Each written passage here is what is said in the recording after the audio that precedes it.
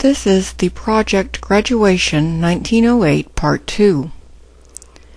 Now we're going to take a piece of brass beading wire and twist it around the doll's hair.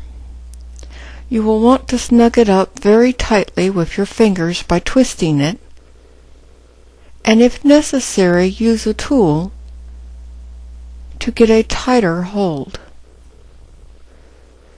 This will keep the bun together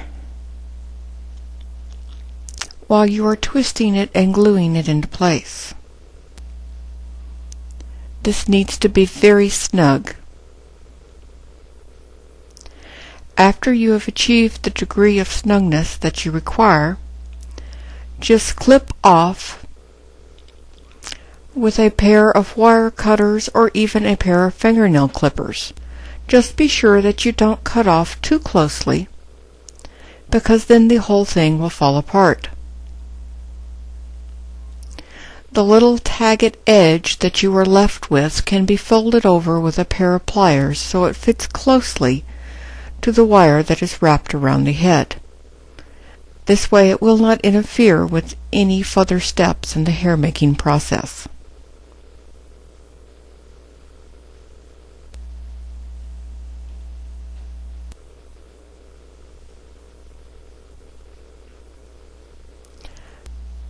Now we're going to do a test twist to see if the amount of hair that we have left is adequate or is perhaps too much, which is usually the problem.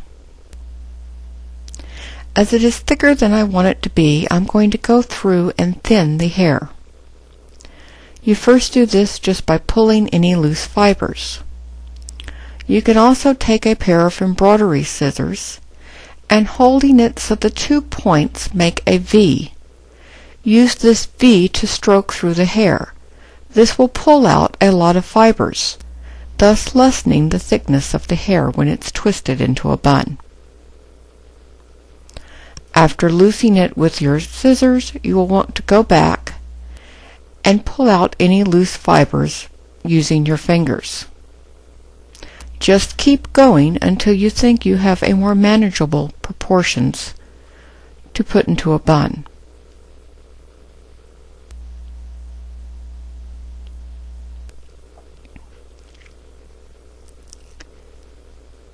When you think you have it right, try twisting it again and see what the resulting thickness will be.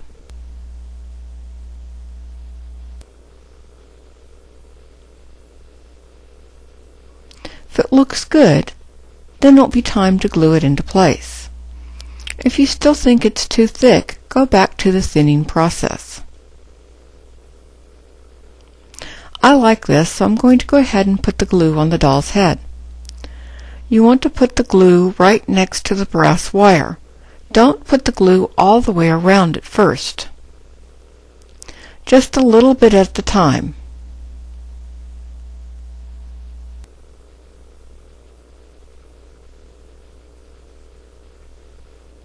Approximately half the width around the ponytail. Okay, now I'm going to take the twist and I'm going to start folding it down in place. When I start the fold, I will hold it down with the other finger as I'm twisting the rest down. It's twist and press into glue, twist and press into glue. You can add more glue as needed as you get further around the doll's head.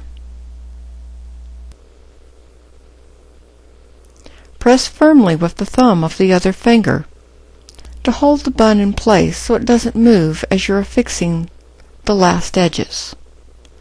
Stroke the last tail ends under the bun with a sharp toothpick. Now examine the doll and see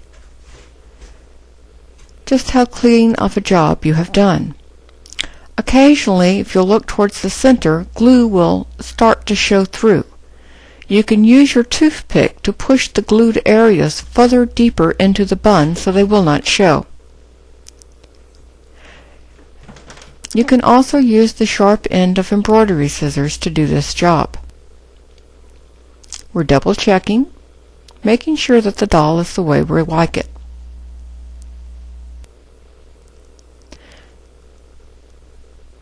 So far so good. I'm going to use my scissors to cut off any loose fibers before I proceed to the next step. Before we glue the curls down the back of the doll's neck, we're going to want to put the necklace on the doll, as the curls will be glued on top of the back of the necklace. We use lots of glue when making miniature dolls so that the dolls will hold together over the lifetime of the doll. Anything that is allowed to stay loose. Here I am using the match trick, and notice that I'm using just the side of the match. By using just the side of the match, you avoid getting smoke on the doll. What you're doing is you're actually searing loose fibers off. This only works with a synthetic type wigging. In this case, we've used viscose.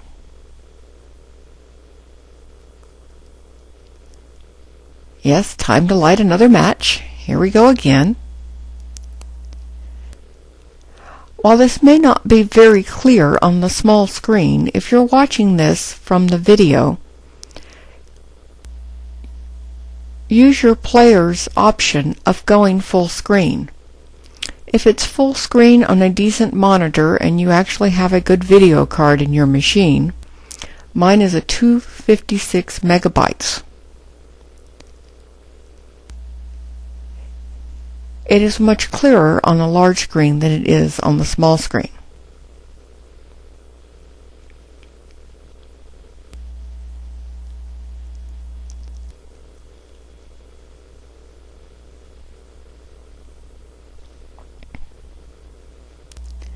As you can tell, this is not exactly the shortest time period in the world to do this in. But extra steps you will take now will make a big difference in the finished project. Please note, never do this to a viscose wig that's been set with hairspray. It will catch on fire.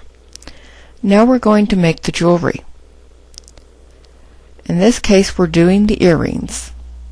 We have taken 3 beads and we've put them on the wire, and then we've twisted a small teardrop to make a small teardrop hoop. Now I'm going to make the top part. I'm taking 6 little beads and I'm stringing it along the top. This is after I've made 6 twists in the main section to make a stem, because I want this to be a dangle type earring. Here I am shown patiently beading the little beads. This is a little bit more rough than it is in real life, because I'm having to make the attempt to keep my work under the camera and trying to keep everything on a rather level plane so that the focusing of the camera will be adequate.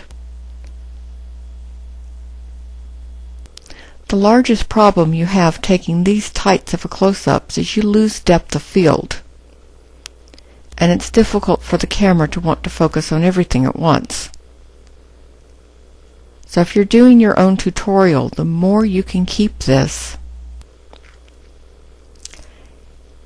on a level plane without too much depth being required of the camera, the happier your camera is going to be.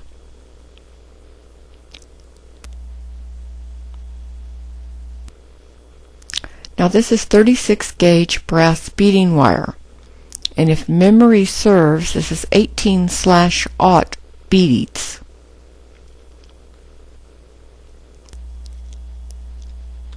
And I think, if memory serves, I bought them off of eBay.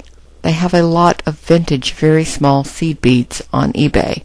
I've gotten them as small as 24/0.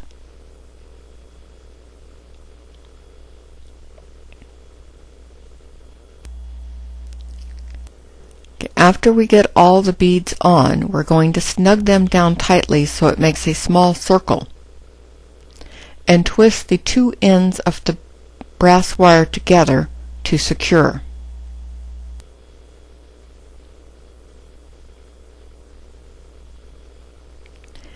Twist tightly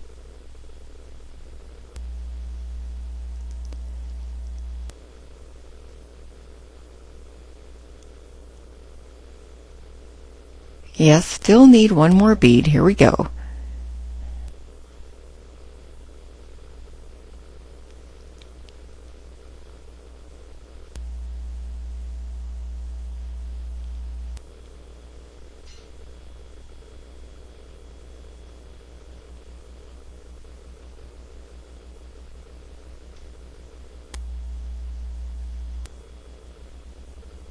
Alright, now I've got it where I want it. I'm just snugging the beads down so they make as tight a circle as possible. After I've snugged it tight, I'm twisting the two ends together.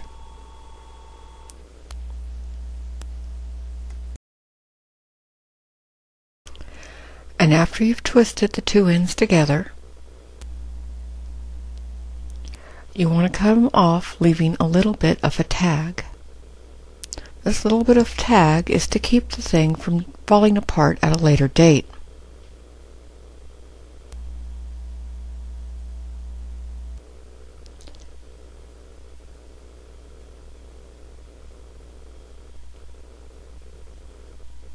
I am flattening the tag by pressing it firmly between the plier jaws before cutting it off.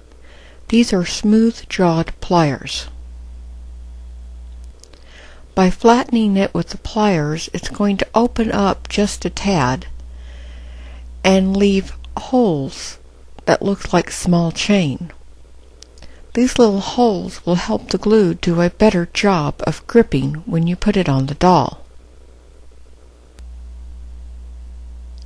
Earrings are always the most precarious part on the doll, so when you're handling dolls, try not to pick them up by the head, because it is all too easy to knock earrings off, no matter what adhesion method you use. Next, we're going to clean up loose fibers. I take a damp Q-tip and I gently brush around the doll to remove any loose stray fibers from the face and the clothing.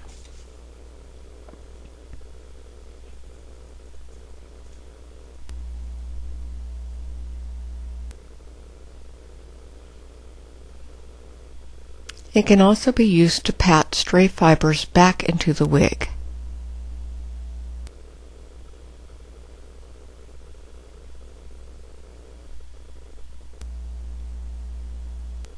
Just use plain water to dampen your Q-tip, as you don't want anything that's going to leave a residue on the face.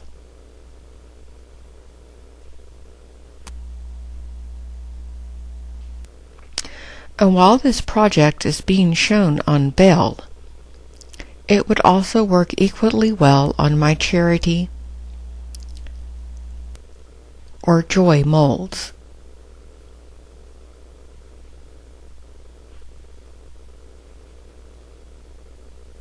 It is essentially designed for a very small-waisted doll.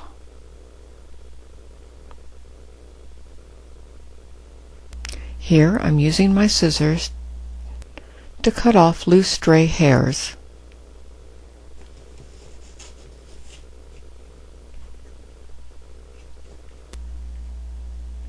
Cleaning again with my Q-tip.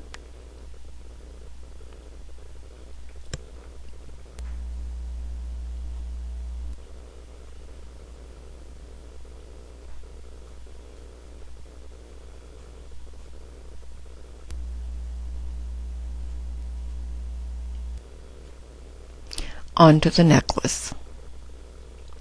For the necklace, I have just strung my beads on brass beading wire that is 36 gauge. I will make the top section of the necklace first. Simply by holding it up to the doll, wrapping it around her neck until I get the amount of drape that I want.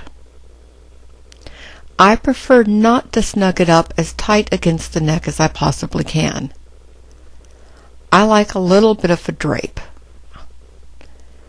Personal preference, as I hate tight necklaces myself, and I don't want my doll to choke. I'm going to hold it in place with my thumbnail in the front to make sure that I get the amount of slack that I want before twisting the two ends together just a few times on the back. You just basically want to hold it in place before you form the next strand.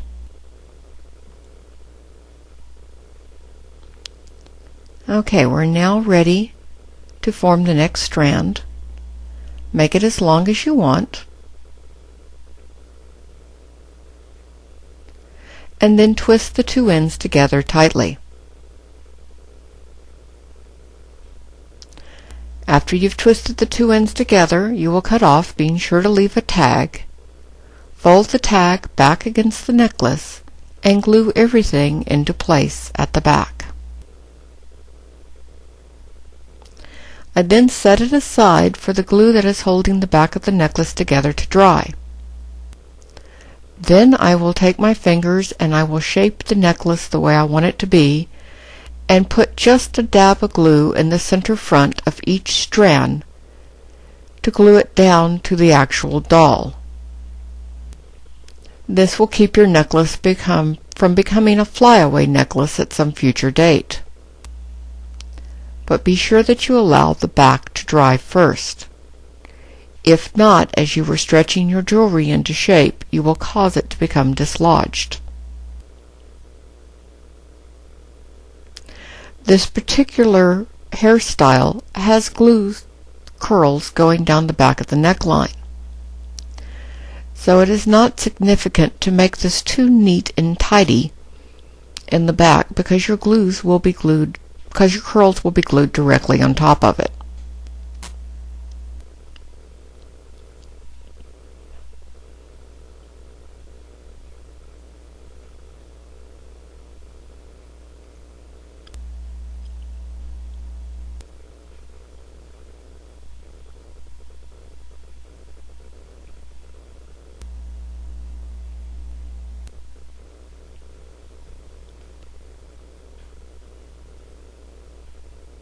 Here I am shown gluing the back into place.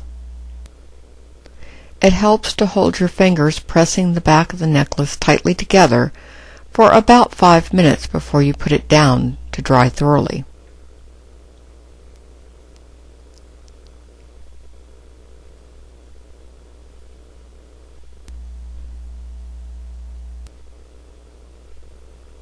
My apologies for the dead space. I seem to have forgotten to clip this particular piece out.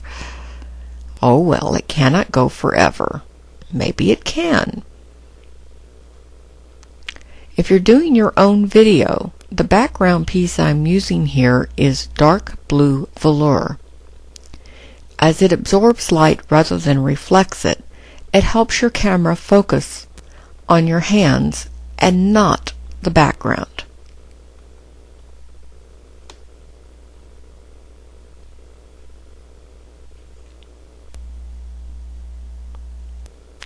Do not use velvet as it has too much of a sheen and will reflect too much light. This will cause problems with your focusing unit. Oh, here we are again. Now that the doll has been allowed to dry, we are going to shape the two strands exactly as we like with our fingers.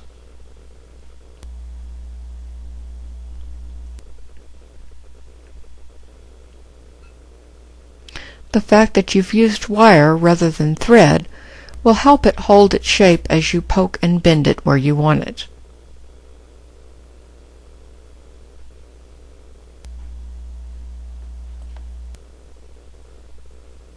After you've decided this is exactly how you want it to be, then you take your glue and go under and glue it in place.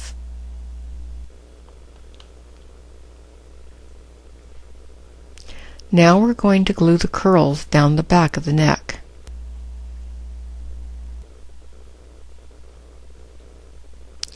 Just put a small line of glue where you want the first outside curl to be. It is starting at the nape of the neck and going down over the back of the necklace. Press gently with your fingers.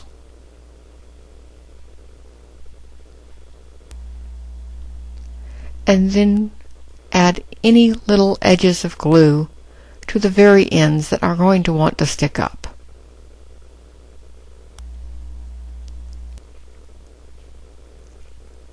Cut off any excess.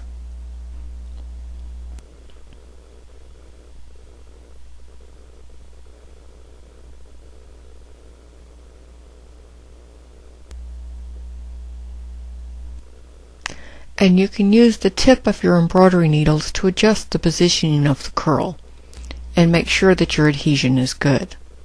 Now we're going to do the next curl, and again it starts at the nape of the neck. Do not put the bead of glue the entire way down where you think your curl is going to be. You want some maneuvering room.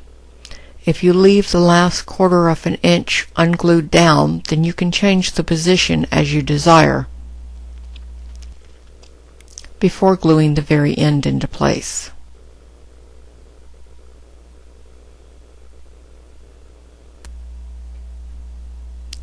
Again, we're just patting it into place with our fingers, cutting off the excess.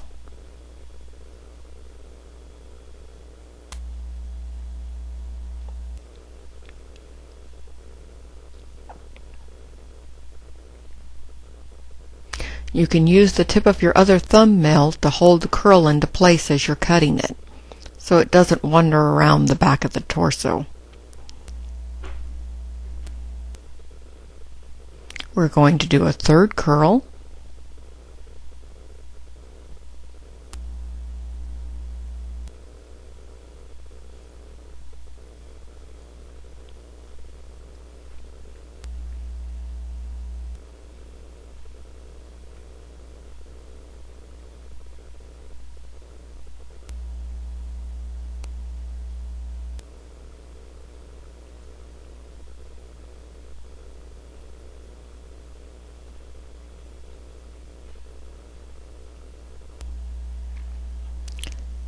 Okay, we're patting the third curl into place.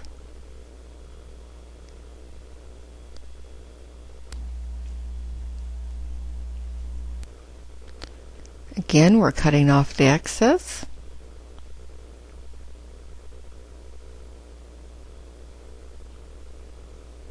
And adjusting our curl by using the tip of the embroidery scissors held so that the 2 points are slightly apart.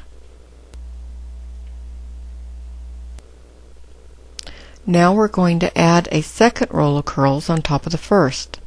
This roll of curls you start by putting the glue in the valley between the 2 first curls, and you go all the way up the back of the head to the base of the bun.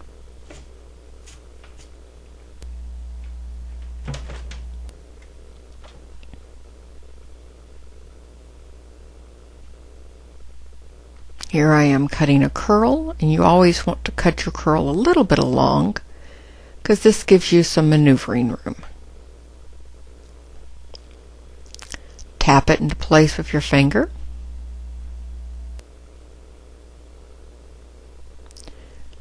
Use your scissors to make adjustments. If you don't have scissors this small, you can also use a hat pin to poke and move your curl to get it just where you want it to go.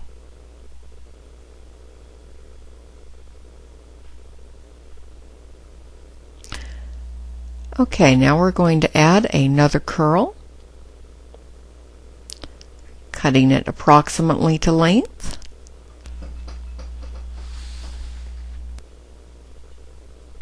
We'll add a roll of glue.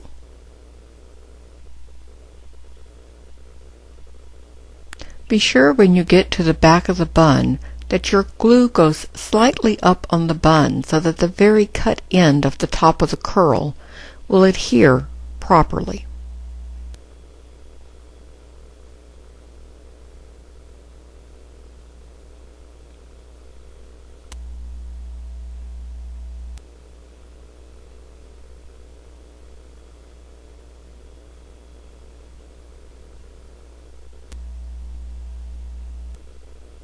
Okay, notice it's a little bit longer than I want.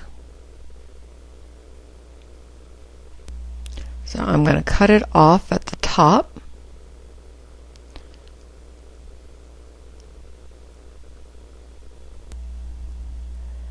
And then press the end firmly into place.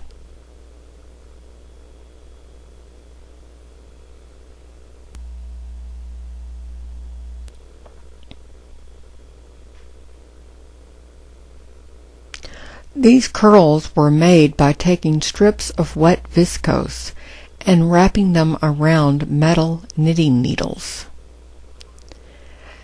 And before they are allowed to dry, you stick them in a toaster oven at 275 degrees for 20 minutes. This will actually heat set the curl. Now we're going on to our third row, following the same steps we used before.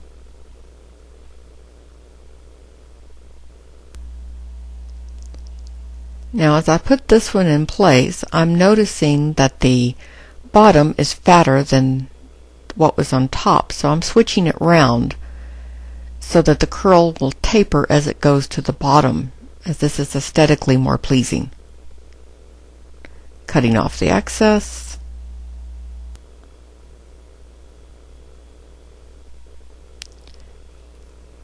Using my small scissors to adjust the positioning.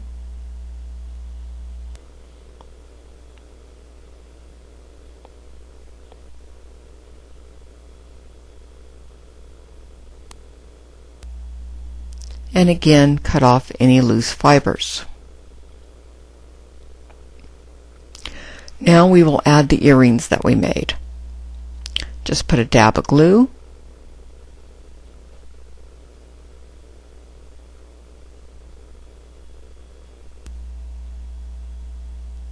Now those of you who are carefully observant will notice that this is a slightly different earring type. This is what I tried at first, and I decided I simply did not like it as well as the simple hoop arrangement, so I went back and changed them. But the process of gluing them in place is the same. A little bit of white glue, a little bit of thick Zap-A-Gap glue, and then you're ready to add tendrils. Be sure to wait and add the tendrils until actually the earrings have had a chance to set, about an hour and a half, as you don't want to knock them off. We're going to add the very small ringlets that go in front of each ear first.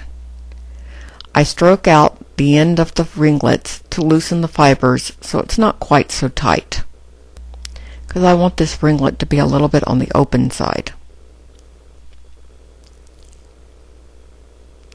Adding a little bit of glue.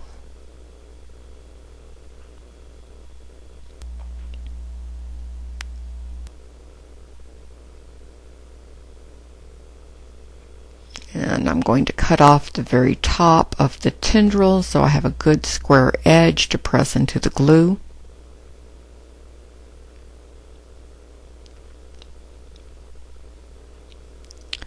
Okay, here we're shown gluing it into place. Pat very lightly, because a loosened curl is easy to flatten, so you want to be very light. You can use the tip of a straight pen to adjust it into the glue line. Now you want to make the little flyaways right along the top of the hairline. I do this by cutting a small section of curl and then teasing it apart in my fingers until I have 2 or 3 sections.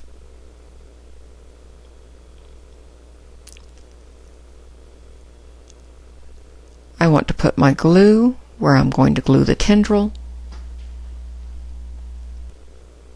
You just want to dab, not in a solid line. Think more along the lines of dotting. Then you take your whispered tendrils on the point of a straight pen, grab them in the center, and you're using the straight pen to push the center back into the hairline. This will cause the 2 ends to make 2 little wispy tendrils.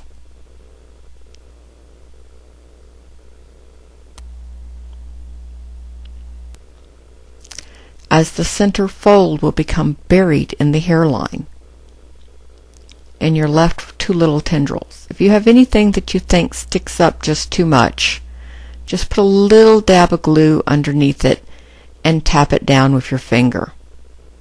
This is a matter of personal preference.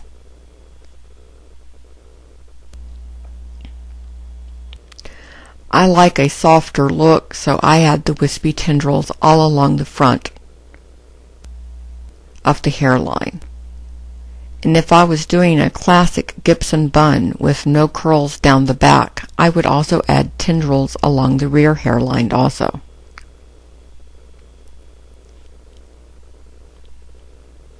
But in this case, I'm adding them just to the front.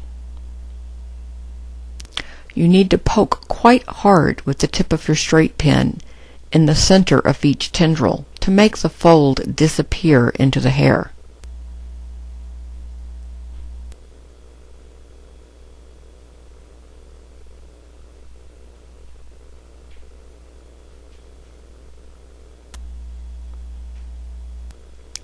And while it is a trifle time-consuming, the ends justify the time spent.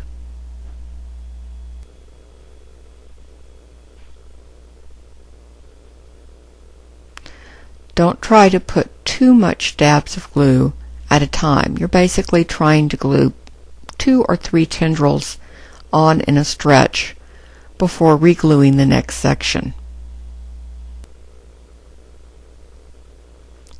And remember, you don't want these to be thick and cumbersome looking.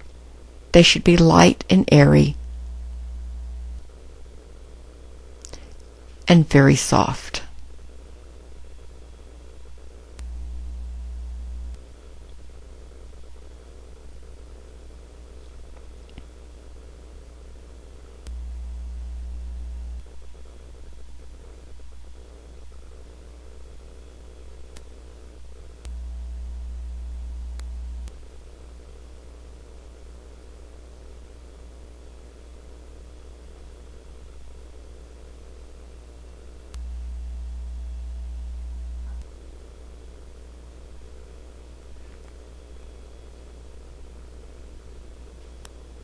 Here I'm gluing the other earpiece.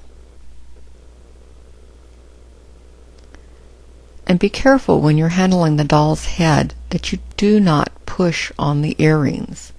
As mentioned before, this is the most fragile area on the whole doll when it comes to the costume. Needless to say, if you happen to drop the doll, the fingers are the first things that go. Using the straight pin to tap it into place, and I'm putting just an extremely light pressure with my other thumb. Dragging it down, I'm checking to see if they're even. I will cut off any excess. I think I need one more tendril right above where I put the ear ringlet.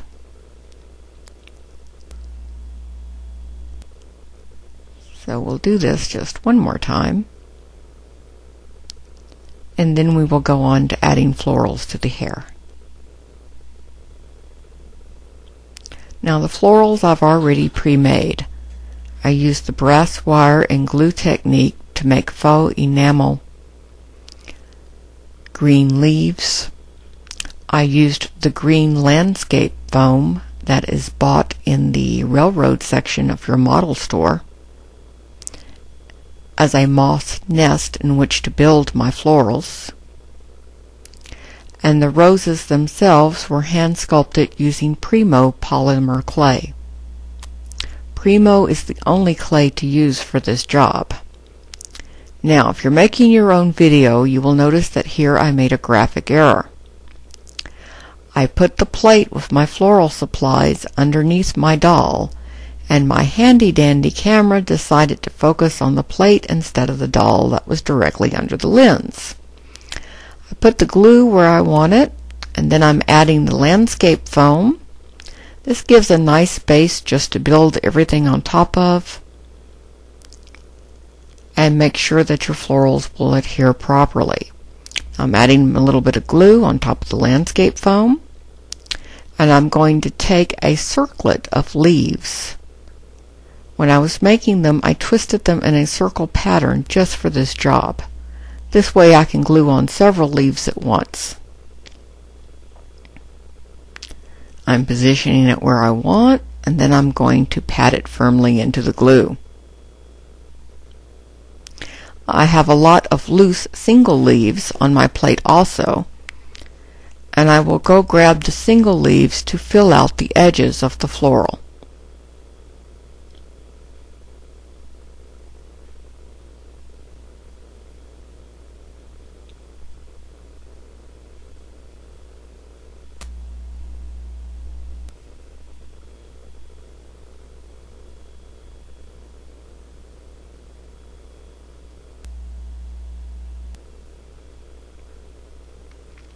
If you don't want to make your own florals, Shelley Norris on the miniature doll list will sell you some.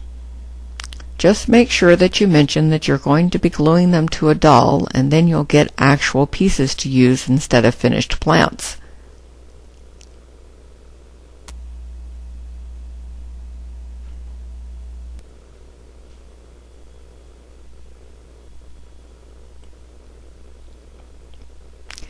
Here we are gluing on the individual leaves to fill out the arrangement. The glue and brass wire technique for making flowers was pioneered by Patricia Snyder, and there are DVDs on Mindstorm still available called Patricia's Garden.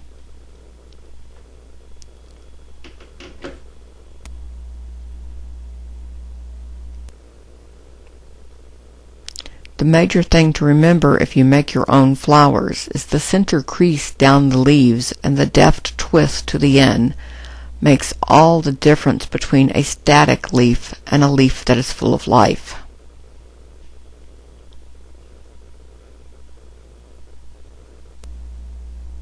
When gluing on your florals, the steps are moss, leaves, your filler flower, and then your main flowers. For this particular doll, the filler flower is a glycerin-dried real flower referred to as candy tuft. I bought the candy tuft here at Michael's in Spokane. I'm assuming it's probably available at most Michael craft stores. The advantage of using a glycerin-dried floral is the glycerin-dried florals will not become fragile over the years and break like the more traditionally dried floral types. If the helper at the store doesn't actually know which ones have been glycerin dried, you can tell just by feeling the flowers. If they are springy and bounce back to your hand, then this is definitely the glycerin dried.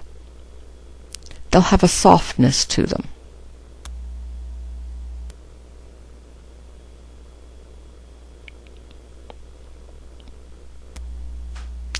Now I'm adding extra glue in which to press my dried florals, which are being used as my filler in this arrangement.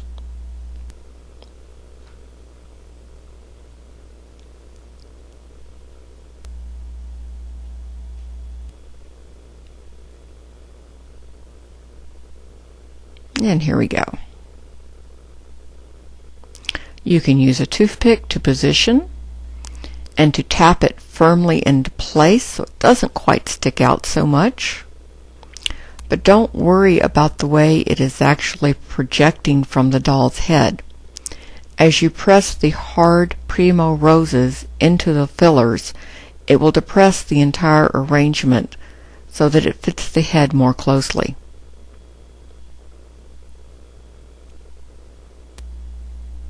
These are actual little sprays that I have cut off the dried florals. I've also cut off just the blooms to use in the filler areas that are a little bit scanty. Okay, now I'm starting to add the Primo roses. Now the Primo roses, you must use a thick gel Zap-A-Gap or Crazy Glue. If you use a white glue, they will come right off. It has something to do with the chemical composition. You want to press each rose firmly into the filler flowers, both to get good adhesion and also to make sure that the filler flowers don't poke out of the arrangement too much. I'm adding large roses along the base, and as it comes up to the head, the roses will get smaller and smaller until the top ones are very tiny indeed.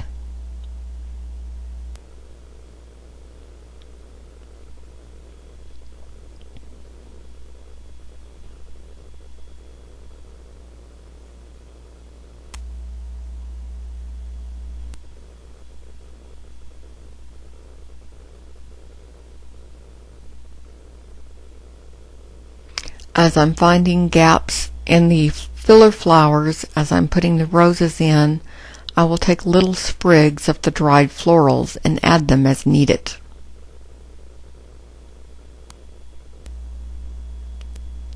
Basically, when working with the florals, you need to adjust as you go along, because as you press the primo roses in, this will dislodge the filler and change the way it looks.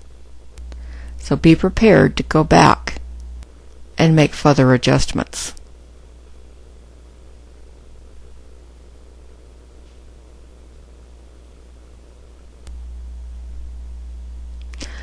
The real trick to making a good primo rose is to make the petals as thin as possible. I like to do this by rolling out a long snake, making thin slices with a razor blade, and then taking each slice and pressing it firmly between my thumb and forefinger before constructing the rose. This has the added advantage of leaving a texture to the petal from your finger skin ridges, and it makes a more pleasing rose. While it is hard to tell because the focus is not quite what I liked, I used a mix of mauve, pale pink, and deep mauve roses for this doll.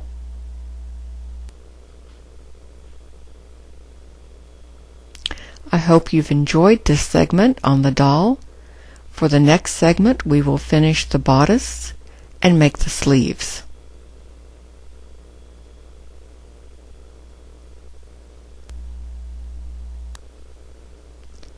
For this particular doll, we used my new arm molds with the separate arms and small short gloves poured in white porcelain. The new bell also has a separate pair of bare arms to go with her.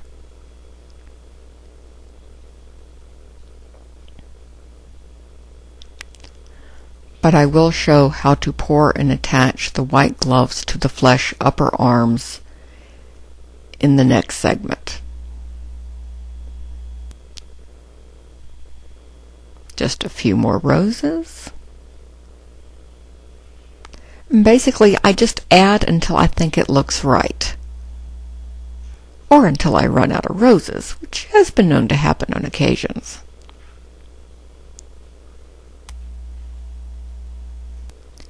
Please enjoy this rough draft of my upcoming DVD on Graduation 1908.